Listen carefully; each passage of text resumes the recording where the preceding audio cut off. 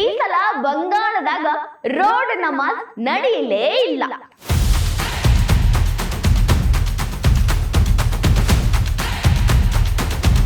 ಕೋಲ್ಕತ್ತಾದ ಎರಡು ಮುಖ್ಯವಾದ ರೋಡ್ ಒಳಗ ರೋಡ್ ನಮಾಜ್ಗ ಕಡಿವಾಣ ಹಾಕಿದ್ರು. ಬ್ರಿಗೇಡ್ ಪರೇಡ್ ಗ್ರೌಂಡ್ ಒಳಗ ಮುಸ್ಲಿಮ್ರೆಲ್ಲ ಶಾಂತಿಯಿಂದ ನಮಾಜ್ ಮಾಡಿದ್ರು.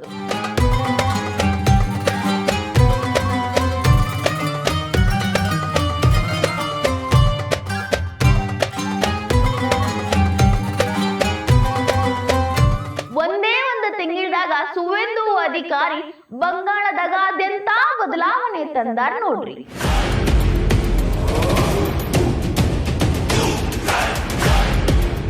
ಬಂಗಾಳ ಸರ್ಕಾರದ ಕೈಯಿಂದ ಆಗಿದ್ದು ಮಹಾರಾಷ್ಟ್ರ ಸರ್ಕಾರದಿಂದ ಯಾಕೆ ಆಗ್ಲಿಲ್ಲ?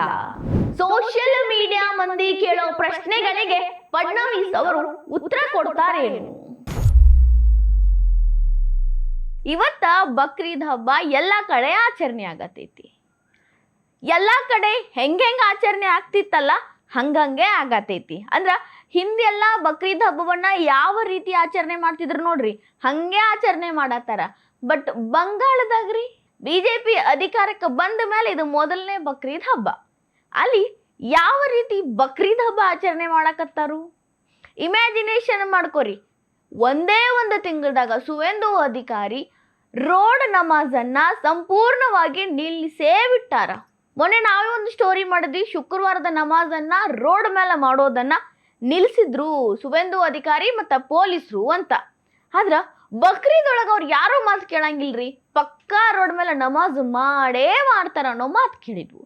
ಆದ್ರ ಬಕ್ರೀದ್ ಹಬ್ಬದ ದಿನ ಕೂಡ ಬಂಗಾಳದಾಗ ರೋಡ್ ನಮಾಜ್ಗ ಬ್ರೇಕ್ ಬಿದ್ದಿತ್ತು. ಎಲ್ಲಾರು ಬಕ್ರೀದ್ ಹಬ್ಬವನ್ನ ರೋಡ್ ನಮಾಜ್ ಮೂಲಕ ಅಲ್ಲ, ಬ್ಯಾರೆ ಬ್ಯಾರೆ ಕಡೆ ನಮಾಜ್ ಮಾಡೋದ್ರ ಮೂಲಕ ಶುರು ಮಾಡಿದ್ರು. ಮುಖ್ಯವಾಗಿ ಕೋಲ್ಕತ್ತಾ ಬಗ್ಗೆ ಮಾತಾಡಬೇಕು. ಬಂಗಾಳದಾಗ ಕೋಲ್ಕತ್ತಾ ಬಗ್ಗೆ ಮಾತಾಡ್ಲಿಕ್ಕೆ ಹೆಂಗ್ರಿ? ಹೈಯೆಸ್ಟ್ ರೋಡ್ ನಮಾಜ್ ನಡೀತಿದ್ದು ಬಂಗಾಳದಾಗ ಅಂದ್ರ ಅದು ಕೋಲ್ಕತ್ತಾದಾಗ. ಕೋಲ್ಕತ್ತಾದ ಪ್ರತಿ ಒಂದು ರೋಡ್ ಬ್ಲಾಕ್ ಆಗ್ತಿತ್ತು ಈ ಬಕ್ರೀದ್ ರಂಜಾನ ಬಂದ್ರ. ಆದ್ರೆ ಈ ಸಲ ರೋಡ್ ಎಲ್ಲ ಫ್ರೀ ಇದ್ದು, ಟ್ರಾಫಿಕ್ ಕೂಡ ಫ್ರೀ ಆಗಿತ್ತು. ಯಾಕಂದ್ರ ಸುವೇಂದು ಅಧಿಕಾರಿಯವರ ಆದೇಶವನ್ನ ಮುಸ್ಲಿಮರು ಪಾಲಿಸ್ಯಾರ. ಕೋಲ್ಕತ್ತಾದ ರೆಡ್ ರೋಡ್ ಇಲ್ಲೈತಲ್ಲ, ಬಕ್ರೀದ್ ಅನ್ರಿ ಮುಸ್ಲಿಂ ಯಾವುದೇ ಹಬ್ಬ ಆಗಿರ್ಲಿ ರೋಡ್ ಫುಲ್ ಬ್ಲಾಕ್ ಆಗಿರ್ತಿತ್ತು. ಒಂದು ಸಣ್ಣ ಹುಳ ಹೋಗಕ್ಕೂ ದಾರಿ ಇರ್ತಿರ್ಲಿಲ್ಲ, ಅಷ್ಟು ಇಕ್ಕಟ್ಟಾಗಿ ನಮಾಜ್ ಮಾಡ್ತಿದ್ರು.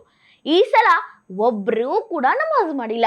ಮೊದಲು ರೆಡ್ ರೋಡ್ ಒಳಗ ಹೋದ ವರ್ಷ ಎಲ್ಲ ಯಾವ ರೀತಿ ರೋಡ್ ನಮಾಜ್ ನಡೆದಿತ್ತು ಅನ್ನೋದನ್ನ ನೋಡ್ರಿ.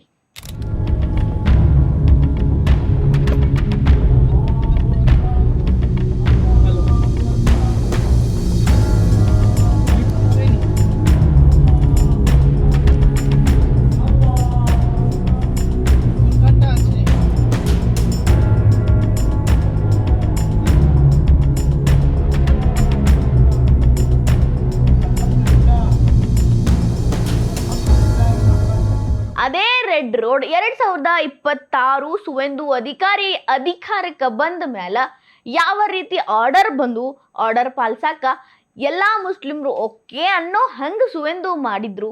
ಈಗ ರೋಡ್ ಎಲ್ಲ ಹೆಂಗ್ ಖಾಲಿ ಹೊಡ್ಯಾಕತ್ತಾವ, ದಿನನಿತ್ಯದ ಸಂಚಾರ ದಿನನಿತ್ಯದ ರೀತಿನ ಹೆಂಗ್ ಹೊಂಟೈತಿ ಅನ್ನೋದೊಂದ್ಸಲ ನೋಡ್ಬಿಡ್ರಿ.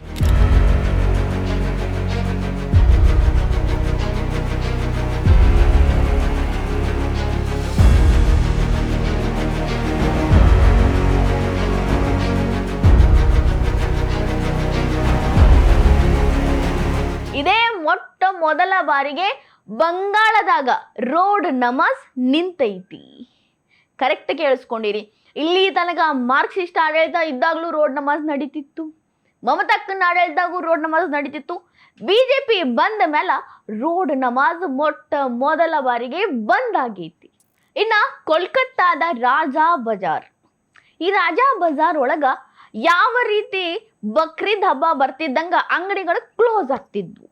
ಜನ ಆ ಬಜಾರ್ಗೆ ಹೋಗೋದನ್ನ ನಿಲ್ಲಿಸ್ತಿದ್ರು ನಮಾಜ್ ಮುಗಿಯೋ ತನಕ. ಯಾಕಂದ್ರ ಅಷ್ಟೊಂದು ಜನ, ಸಾವಿರ ಸಂಖ್ಯೆ ಒಳಗ ಅಷ್ಟು ಜನ ಬಂದು ನಮಾಜ್ ಮಾಡ್ತಿದ್ರು. ರೋಡ್ ಎಲ್ಲ ಬ್ಲಾಕ್ ಆಗ್ತಿದ್ವು, ಅಂಗಡಿ ಮುಂಗಡದ ಮುಂದೆಲ್ಲ ನಮಾಜ್ಗ ಕುಂತು ಬಿಡವ್ರು. ಇದರಿಂದಾಗಿ ಸಾಕಷ್ಟು ಕಷ್ಟನೂ ಆಗ್ತಿತ್ತು, ಬಟ್ ಹೇಳಕ್ ಯಾರಿಗೂ ಧೈರ್ಯನೂ ಆಗ್ತಿರ್ಲಿಲ್ಲ. ಯಾಕಂದ್ರ ಅಧಿಕಾರದಾಗ ಇದ್ದವರು ಅವ್ರ ಜೋಡಿ ಇದ್ರು.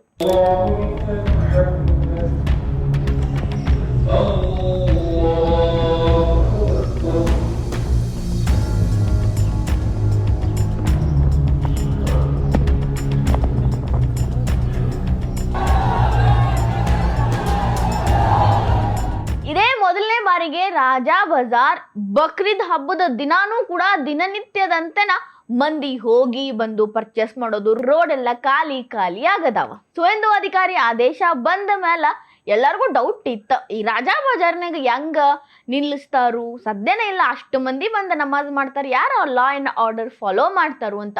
ಬಟ್ ಪೊಲೀಸರು ಹೆಂಗ ನಿಂತಿದ್ರು ಅಂದ್ರ ಹದ್ದು ಕಾಯ್ತಿರ್ತೈತಲ್ಲ ಊಟಕ್ಕೆ, ಆ ರೀತಿ ಕಾಯಕತ್ತಿದ್ರು. ಯಾರೇ ಆರ್ಡರ್ ಅನ್ನ ಫಾಲೋ ಮಾಡಿಲ್ಲ ಅಂದ್ರೆ ಅವ್ರಿಗೆ ಬರೋಬ್ಬರಿ ಕ್ಲಾಸ್ ತಗೋಬೇಕು ಅಂತ ವೇಟ್ ಮಾಡತ್ತಿದ್ರು. ಅದೇ ರೀತಿ ಯಾರು ಕೂಡ ಬಂದಿಲ್ಲ, ಬಜಾರ್ ರೋಡ್ ಖಾಲಿ ಖಾಲಿ ಇತ್ತು.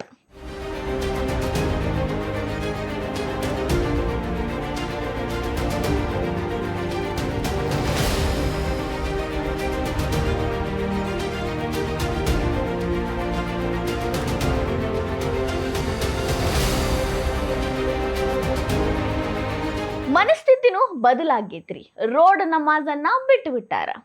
ರೋಡ್ ನಮಾಜ್ ಮಾಡೋ ಬದಲಾಗಿ ಕೋಲ್ಕತ್ತಾದ ಬ್ರಿಗೇಡ್ ಪರೇಡ್ ಗ್ರೌಂಡ್ ಒಳಗ ಮುಸ್ಲಿಮ್ರು ಎಲ್ಲಾರು ಹೋಗಿ ನಮಾಜ್ ಮಾಡ್ಯಾರ. ರೆಡ್ ರೋಡ್ ಒಳಗೆ ಏನ ರೋಡ್ ನಮಾಜ್ ನಡೀತಿತ್ತಲ್ರಿ, ಅಲ್ಲಿನ ಜನ ಎಲ್ಲಾರು ಪರೇಡ್ ಗ್ರೌಂಡಿಗೆ ಹೋಗಿ ನಮಾಜ್ ಮಾಡಾಕತ್ತಾರ. ಆರ್ಡರ್ ಅನ್ನು ಫಾಲೋ ಮಾಡ್ಯಾರ, ತಮ್ಮ ಹಬ್ಬವನ್ನು ಕೂಡ ಆಚರಣೆ ಮಾಡ್ಯಾರ. ಅಲ್ಲಿ ಯಾವ ರೀತಿ ನಮಾಜ್ ಮಾಡಿದ್ರು, ಅದು ಎಷ್ಟು ಜನಸಂಖ್ಯೆ ಒಳಗೆ ಮಾಡಿದ್ರು ನೋಡ್ರಿ.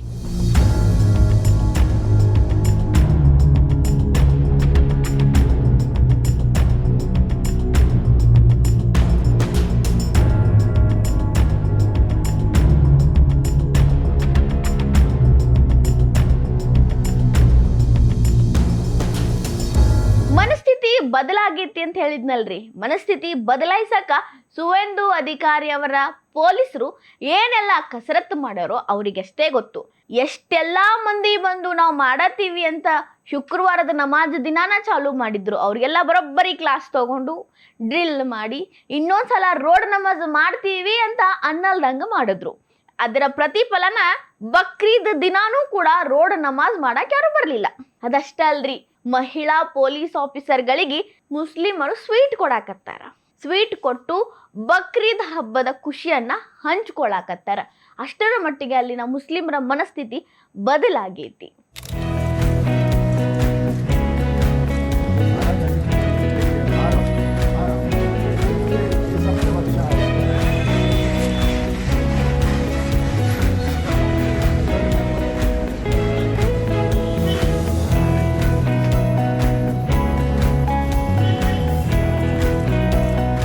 ಬಕ್ರೀದ್ ಹಬ್ಬದಾಗ ಭಾರತದ ಧ್ವಜ ನೋಡಕ್ ಸಿಗಾಕತ್ತೈತಿ.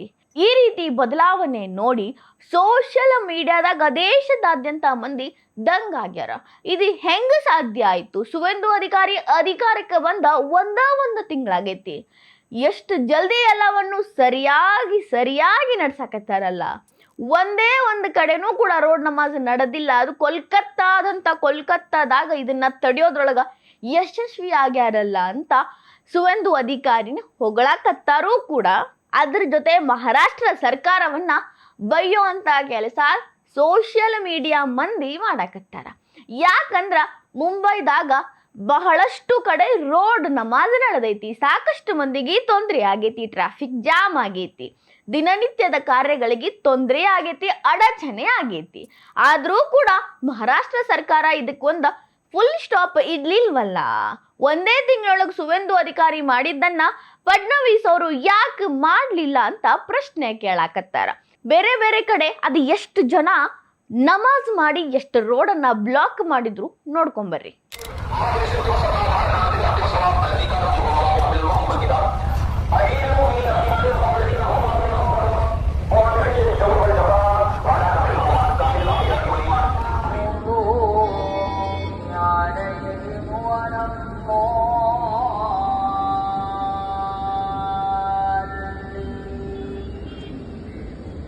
ಸಾಮಾನ್ಯವಾಗಿ ಅವರ ಪ್ರಶ್ನೆ ಖರೆ ಐತ್ರಿ.